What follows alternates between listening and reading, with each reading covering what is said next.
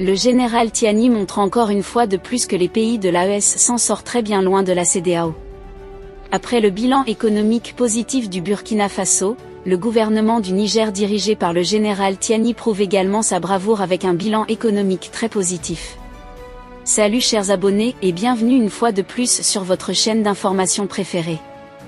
Aujourd'hui, nous allons faire un tour du côté du Niger où la Banque mondiale vient de saluer les efforts du général Abdourahmane Tiani, à la tête du Niger depuis le coup d'État de juillet 2023. Concrètement, l'institution de Bretton Woods prévoit une baisse spectaculaire du taux de pauvreté dans le pays. Ainsi, celui-ci devrait passer de 52% en 2023 à 42,5% d'ici 2026 selon des prédictions de l'institution financière.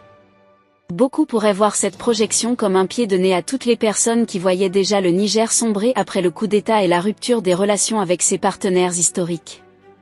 Pour rappel, Niamey s'est éloigné de la France et des pays de la CEDEAO. Il convient de préciser que cette amélioration est à saluer du fait qu'elle intervient après une période tumultueuse.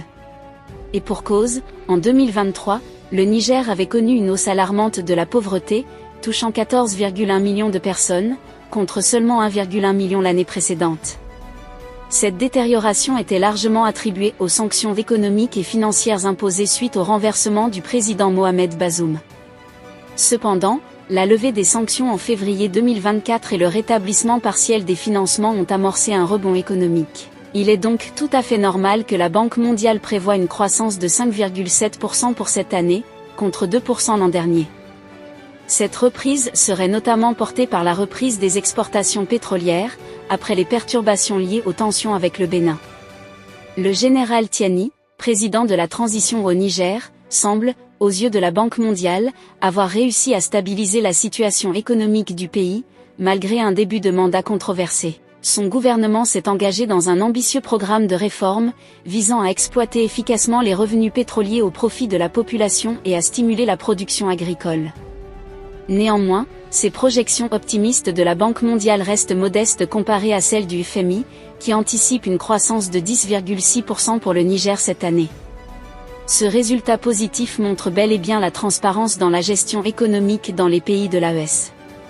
Celui du Niger vient s'ajouter au bilan du Burkina Faso qui est aussi très positif. En attendant le bilan économique du Mali, l'un des membres des pays de l'AES, on peut déjà féliciter leur bravoure.